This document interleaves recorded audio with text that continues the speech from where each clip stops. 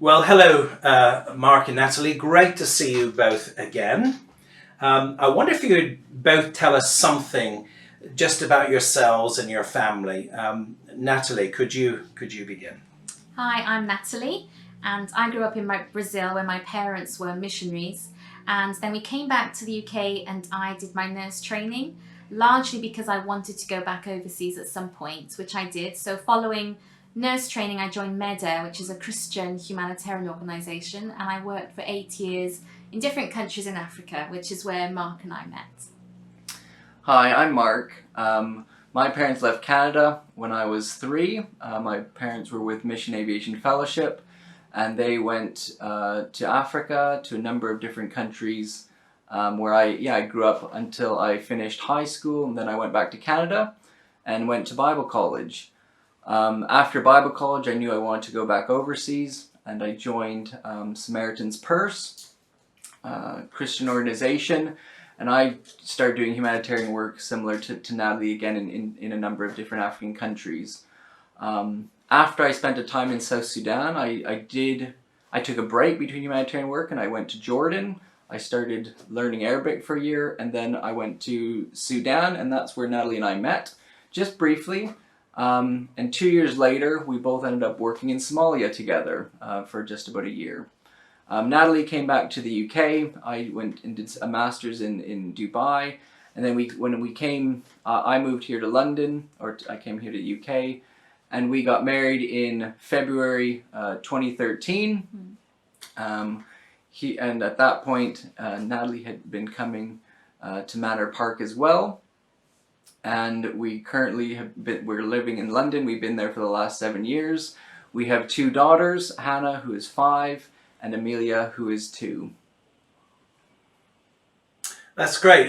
Mark and Natalie, I know you already have connections with Manor Park Church, so I wonder if you could just tell us what are those connections? When I returned from Somalia, my parents were living in Malvern, and I started coming to Manor Parks for about a year. And before Mark came to the UK and we got married and moved to London, so I came to Manor Park then.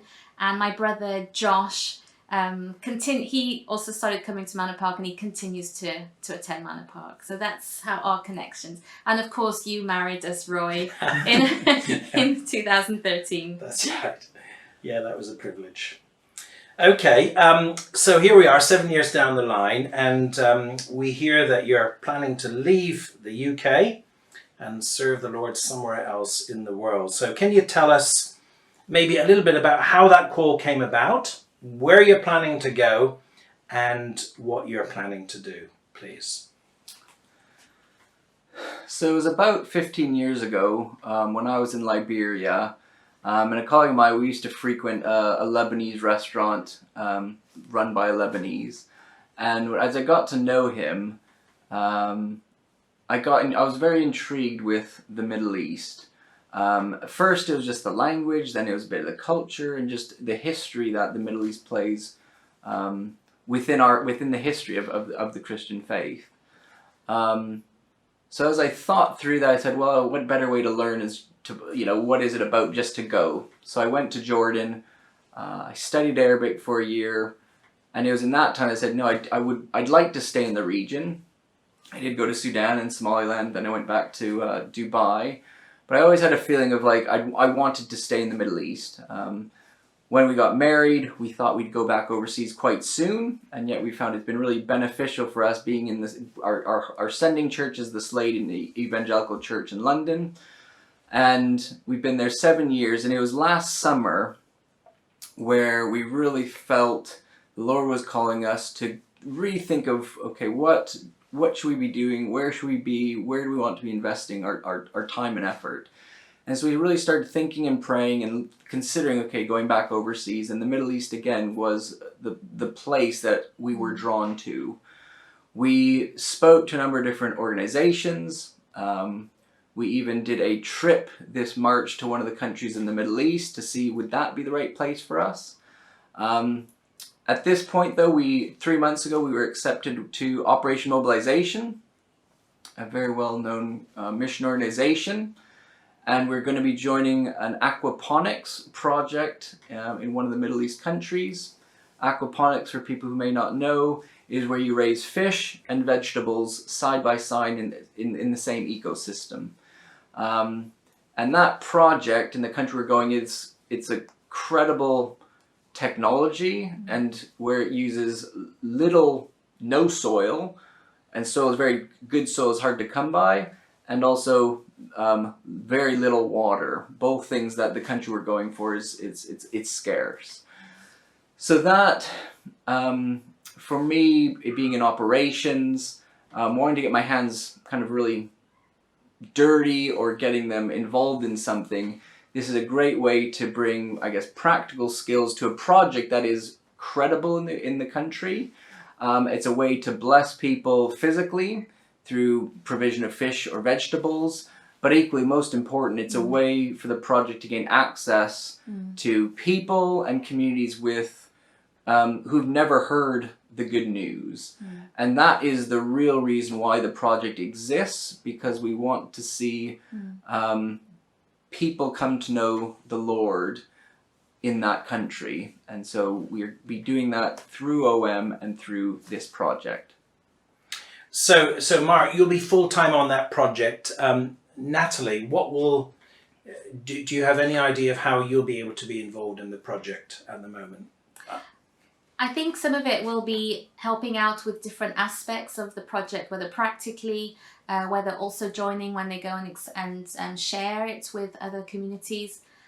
We also are homeschooling, so I will continue to homeschool Hannah, our oldest, and also just really being intentional about building relationships with other ladies, other neighbours and people in the community.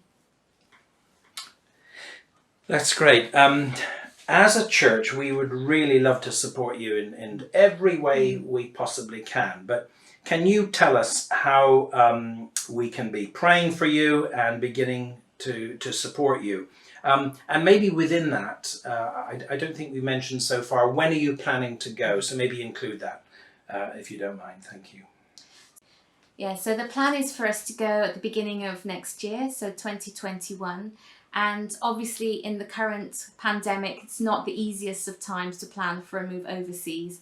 So we would really value your prayers as we prepare to move, and also for God's provision as we pack up our lives here and move to the country where we're going to. We would also really value your prayers as we talk to our girls about it and how we prepare them in a good way. And also we would value your prayers for the country that we're going to, for the work that's going on there, and that the Lord would be at work in that country. So, Mark, how can we keep in touch with you? How can you keep in touch with us? So we will be keeping in touch with through newsletters. We plan to send out probably 3 or 4 a year in terms of update on how we are doing as a family, how the project is doing, and the work that is going on in the communities and people's lives that we're engaging with. So that would be probably a critical way that we will be being able to share information. Equally, we'd love to hear from people as well.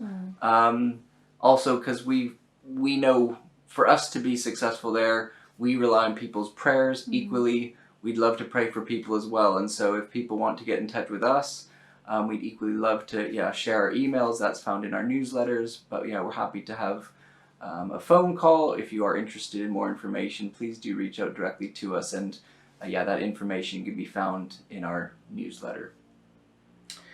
One more question. How long are you planning to go for? Are you planning to go for 2 years, 4 years, or is it open-ended?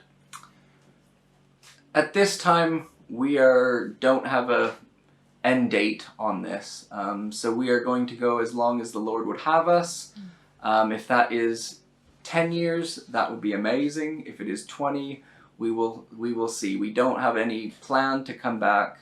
It is until He would lead us to a different place. Well, can I thank you both for sharing with us, and can we assure you of our prayers and our support in any and every way that we can. Thank you for sharing with us.